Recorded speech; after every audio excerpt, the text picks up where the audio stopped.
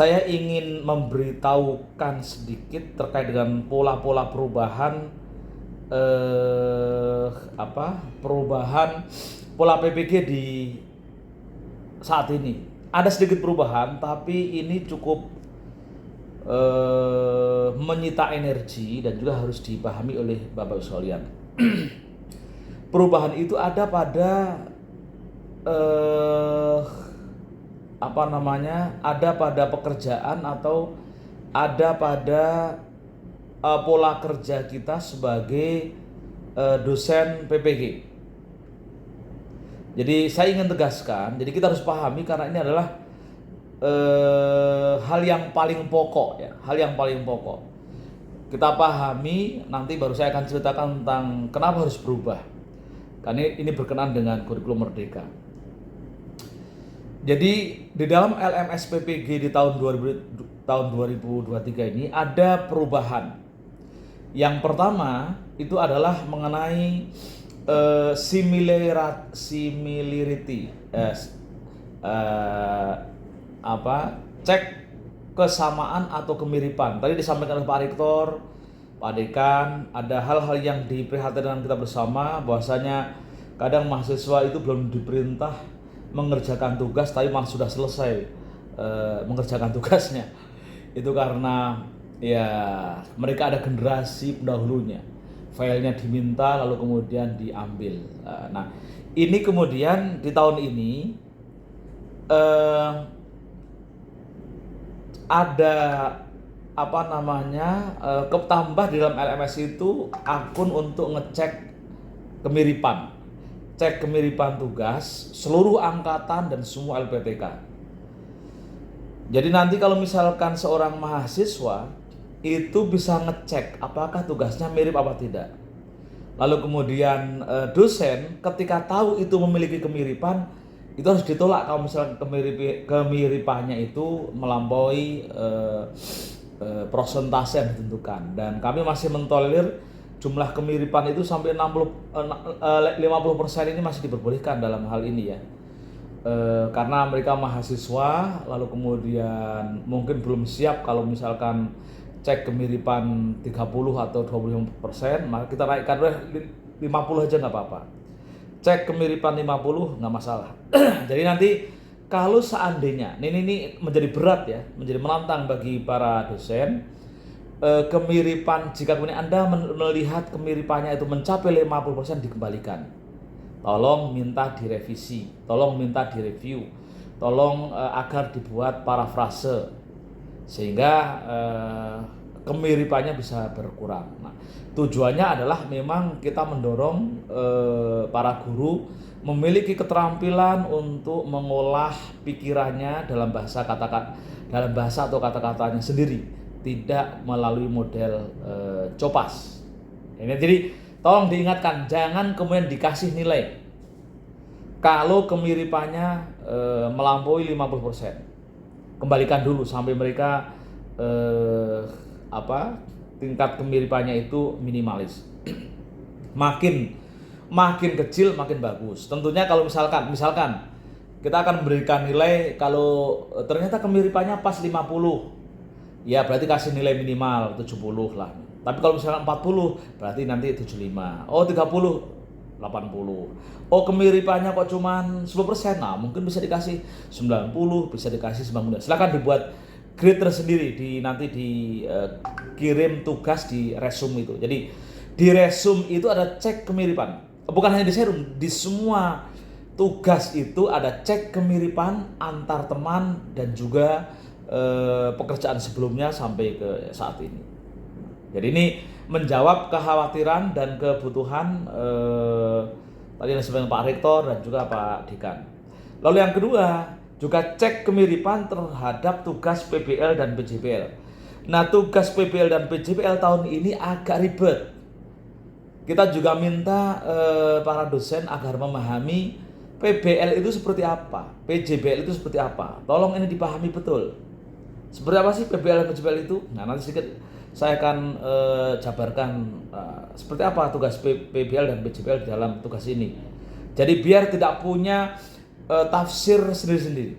Nah, Di pola PBL yang paling mendasar di dalam latihan selama PPG itu dipraktekkan di dalam melakukan analisis bahan ajar, baik PPT, video ataupun artikel yang disajikan dalam LMS. Jadi kalau misalkan di dalam analisa bahan ajar di tahun 2022 ada 4 item yang kita minta. Tapi di bahan ajar 2023 itu ada 3 item. 3 item itu apa? Jadi kalau misalkan gini, Anda sebagai dosen pendamping pastikan memerintahkan, menugaskan ke peserta didik, ke mahasiswa itu untuk membaca artikel atau membaca atau melihat PPT atau melihat video. Lalu kemudian perintah pertama itu adalah diminta untuk memaparkan 3 konsep di dalam artikel itu. Misalkan artikel tentang di situ ada misalkan materi tentang rukun atau tentang kalau PAI tentang konsep zakat, misalkan zakat sewa. Lalu artikelnya itu ada zakat di era modern, ada zakat konvensional, zakat modern, atau zakat di era-era kontemporer misalkan. Nah, ternyata di situ ditemukan ada konsep yang dipahami dibaca di dalam artikel itu, misalkan ada konsep zakat sewa. Dia harus bisa menjelaskan di dalam analisa bahan ajar itu. Zakat sewa adalah zakat yang berada di luar zakat konvensional, maka dia termasuk zakat kontemporer. Islam tidak menjelaskan tentang zakat sewa, tapi bla bla terus gitu. 3 konsep, ada zakat, di situ ada istilah zakat, apalagi misalkan dalam artikel. Silakan dipaparkan di situ. Itu tugas yang di tagihan pertama di dalam analisa. Lalu kemudian yang kedua itu adalah melakukan kontekstualisasi. Jadi ketika di dalam artikel itu ada zakat-zakat, jenis-jenis zakat, maka diupayakan kontekstualisasi konsep zakat. Selain zakat sewa, mungkin akan menemukan zakat profesi, mungkin akan menemukan tentang konsep zakat zakat kontrakan, zakat saham, misalkan begitu ya. Kontekstualisasi dalam konsep zakat di zaman kontemporer. Lalu setelah itu tagihan yang ketiga adalah menjawab tentang refleksi kontekstualisasi materi bahan ajar. Misalkan dia akan mengatakan, ternyata Islam itu meskipun hanya menjelaskan tentang 8 konsep zakat konvensional, mulai zakat perdagangan, peternakan, perkebunan, buah-buahan dan seterusnya, ternyata juga dibuka ruang-ruang untuk melakukan kontekstualisasi, sehingga ada zakat sewa, zakat profesi, zakat saham dan seterusnya, misalkan begitu. Jadi itu di bahan ajar ya. Di setiap bahan ajar per KB itu ini isinya, harus ada ini. Nah, lalu yang kedua ada yang ketiga adalah zakat yang per kategori, tugas per kategori. Kategori itu adalah kalau di pengayaan itu ada pedagogik, ada profesional, ada pedagogik. Ya, ada profesional, ada pedagogik. Nah, di dalam kajian profesional itu diminta membuat 1 orang 1 tugas yang disebut dengan bisa PBL, bisa PJBL. Tapi formulanya lebih dekat ke PBL karena profesional itu lebih banyak ke materi-materi teoritis dan konseptual, maka di PBL kan. Tapi nanti yang di pedagogik yang 4 modul itu targetnya adalah PJBL, project. Nah, bagaimana cara mengerjakannya? Karena modul ini harus diperhatikan betul-betul nih untuk dosen-dosen harus paham. Pengampu modul 1, modul 2, modul 3, modul 4, modul 5, modul 6 harus bekerja sama untuk merumuskan tema. Jadi kira-kira misalnya gini, nanti modul pertama dia harus mendampingi di hari ketiga itu melakukan identifikasi masalah atas masalah yang dilakukan, atas masalah yang akan dibahas. Misalkan gini, di PBL itu bagi guru akan bahas mengenai fenomena kepedulian sosial dalam Islam, misalkan itu. Misalkan ya, maka di dosen pertama sudah mengarahkan ketika tema-tema kepedulian sosial, coba bagaimana, jadi Anda harus sering sinkronus ya, lewat Zoom sinkronus, coba diskusikan ketika ajaran Islam mengajarkan tentang kepedulian sosial, apa yang bisa Anda identifikasi. Oh oke, kita nanti disuruh diskusi di situ. Diskusi, bisa kerja bareng, bisa kerja boleh kerja bareng, tapi produknya tidak boleh sama persis nggak boleh sama. Oh, kalau masalah kepedulian sosial kita sering menyaksikan misalkan kepedulian sosial yang berbau agama adalah misalkan fenomena rumah yatim, fenomena yayasan perlindungan atau panti jompo, fenomena pengemis jalanan yang marak di bulan-bulan, misalnya gitu, itu diajak mencoba melakukan identifikasi. Nah, lalu kemudian ini selesai melakukan identifikasi, semua sudah ngupload tugasnya, maka kemudian pengampu dosen modul 2 harus paham kalau mengkaji tentang fenomena kepedulian sosial, maka harus dilanjutkan dengan eksplorasi penyebab masalah. Kenapa ada model-model rumah yatim? Apakah mereka itu bisa disebut dengan menjual kemiskinan? Atau kemudian orang yang ketika di bulan Ramadan begitu marah orang keliling minta sedekah, apakah itu tidak bisa disebut dengan menjual agama?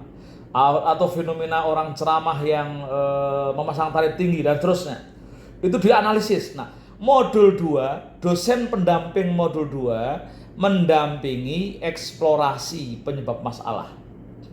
Itu bisa disediakan di situ, bisa membantu dengan menyediakan literatur review dan seterusnya. Nah, setelah itu kemudian semua sudah baca dan memberikan tugas dan ngupload. Nanti yang modul 3 yang modul 3 itu mendampingi di eksplorasi penyebab masalah, diperdalam yang dikaji didampingi oleh dosen pendamping 2, dilanjutkan di pendamping 3. Jadi dan seterusnya. Nanti di modul 4 itu juga melakukan analisis penentu penyebab masalah. Kenapa orang lebih suka menyelenggarakan rumah yatim? Apakah ini justru tidak mengganggu secara psikologis dalam konsep Islam yang seharusnya anak itu ditanggung masuk dalam keluarga pamannya atau keluarga bibinya? Kenapa harus diserahkan ke rumah yatim? Apakah itu akan menghilangkan aspek psikologis? Nah, itu dianalisis penentu penyebab masalah. Nah, nanti kemudian dipikirkan secara teoritis. Ketika Islam mengajarkan anna wa kafil yatim hakaza, itu maksudnya apa? Apakah cukup hanya dengan memberikan sumbangan ke rumah-rumah yatim masuk dalam kafil? Nah, itu dikaji terus dan itu didampingi oleh dosen pengampu modul keempat dan pengampu modul kelima.